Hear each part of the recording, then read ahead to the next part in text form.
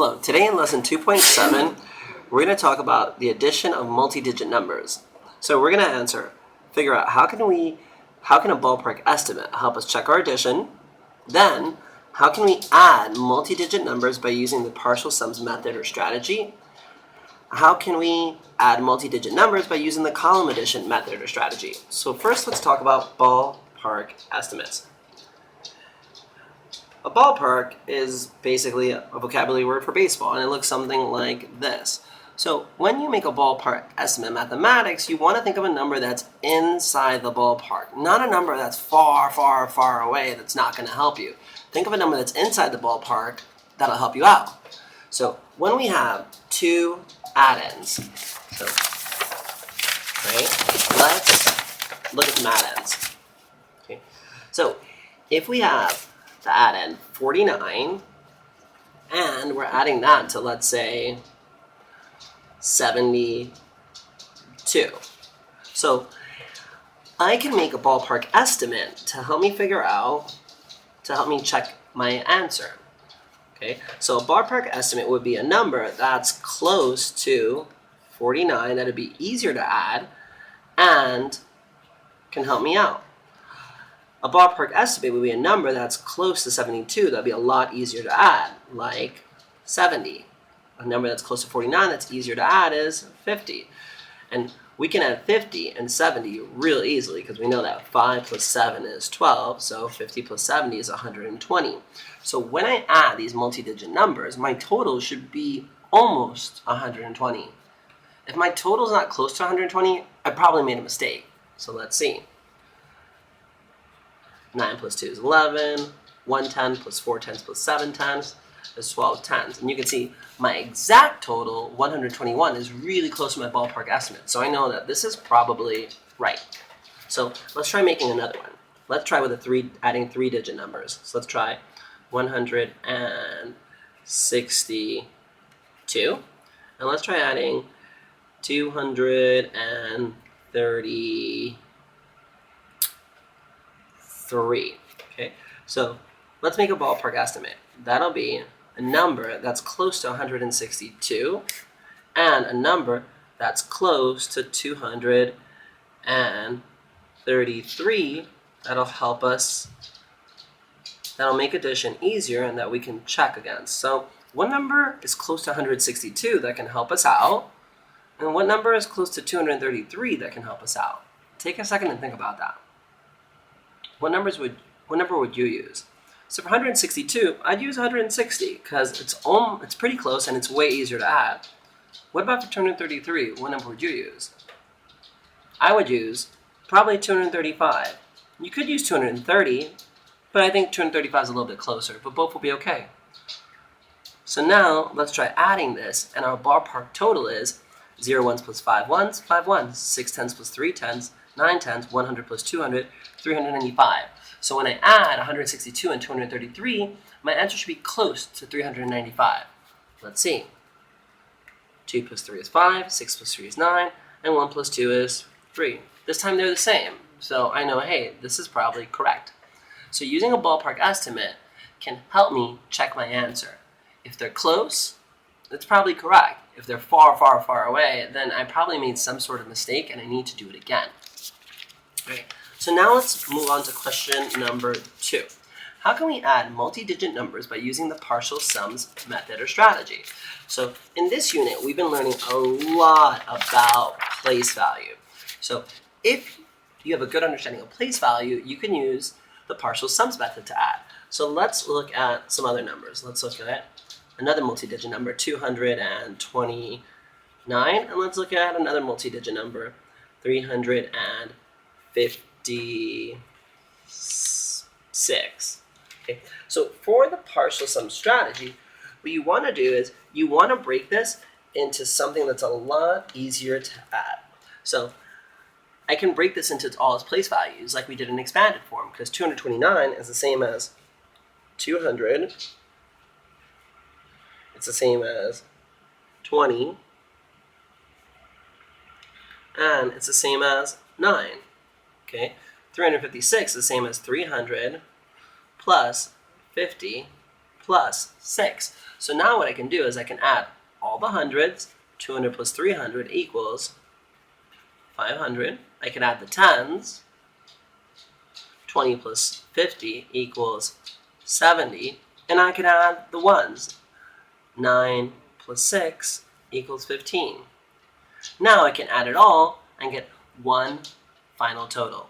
So 70 plus 15 is 85. Okay, this would be 85. And, well, 0 plus 0 plus 5 is 5 ones. 0 tens plus 7 tens plus 1 ten is 8 tens. And 500 plus 0 hundred and 0 hundred is 500. So my total is 585. And remember, we can use a ballpark estimate to check it. 229 is almost 230. And 356 is almost 355. So if I add these up, my total, okay, 0 ones plus 5 ones is 5 ones, 3 tens plus 5 tens, 8 tens, 200s plus 300s is 500. So here I get 585, and here I also got 585. So I think this is probably correct. I didn't make any mistakes. So now, why don't you try using the partial sums method? Okay, let's try with a different 3-digit number. Let's try 472 plus 265. Okay, so 472, what would that be in expanded expanded notation? What would 265 be in expanded notation? So what would 472 be? Take a second to think about it. Okay, it would be 400 plus 70 plus 2. What would 265 be in expanded notation? It would be 200 plus 60 plus 5. So now we can add all the hundreds, we can add all the tens, we can add all the ones, and then add all those sums together. So 400 plus 200, 600.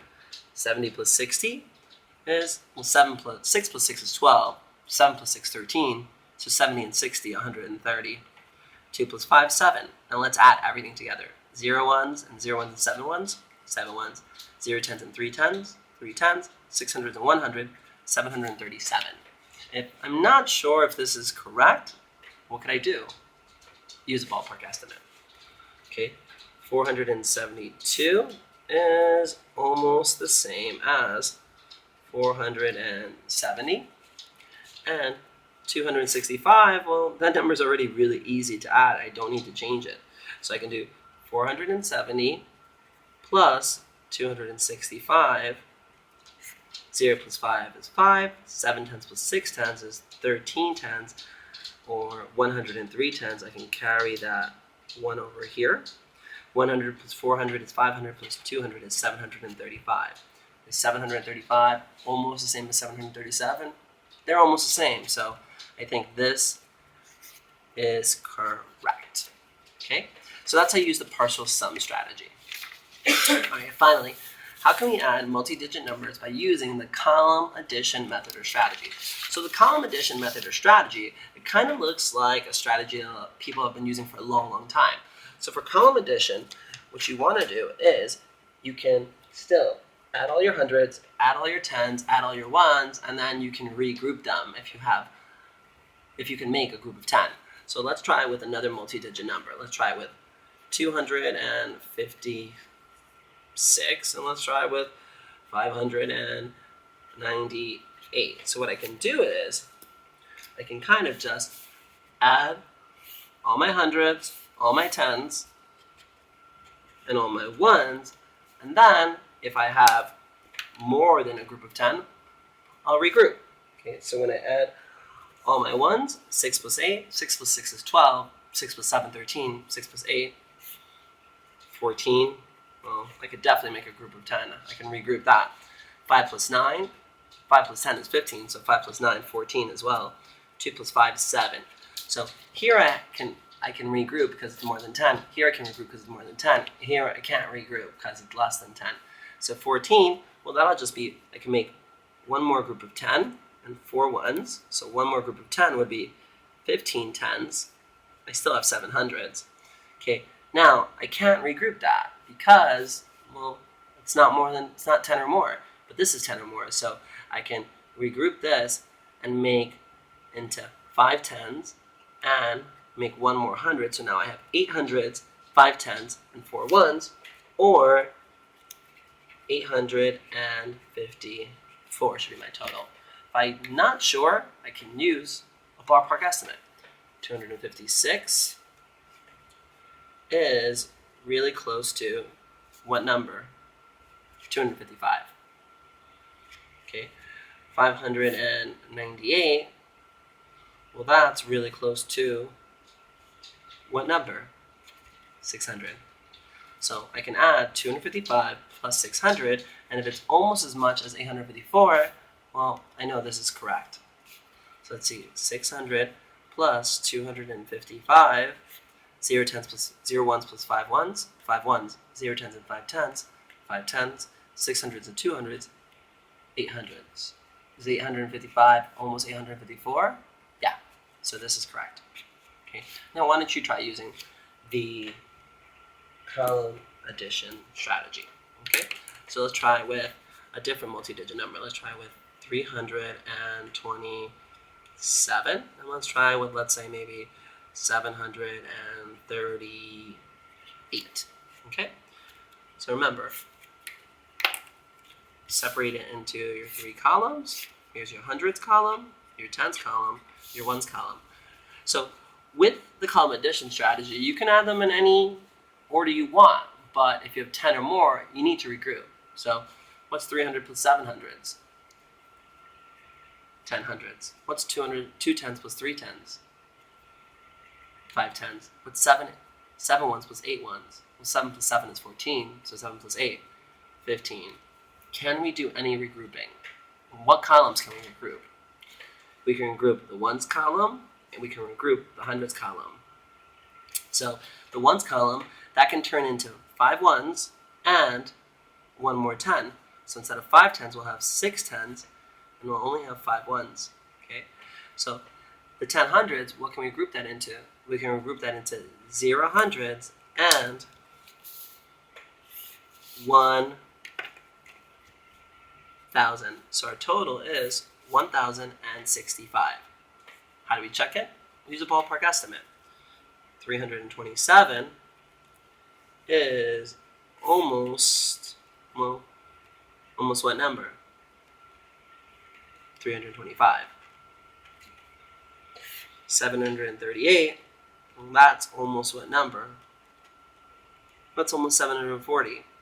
So let's add 325 and 740, and let's see if it comes close to 1,065. 325 plus 740, 5 ones plus 0 ones, 5 ones, 2 tens plus 4 tens, 6 tens, 3 hundreds plus 7 hundreds, 10 hundreds, or 1,065. 1,065. This is correct. Okay. So today we learned how can we use a ballpark estimate to help us check our addition. A ballpark estimate has to be a number that's close, that's not too far away, that can help us. So think of a number that's almost the same. So instead of 229, you can use 230. Instead of 356, use 355. And if your total is almost the same as your exact total, then you did a great job. Okay. How can we use the partial sums method or strategy? Well, what you can do is just break it into, okay, right? So you know how to do expanded notation. Break your 229 into 220 and 9. Break this add in 356 into 350 and 6. Add your hundreds, add your tens, add your ones, add everything. 472 is just 400 plus 70 plus 2.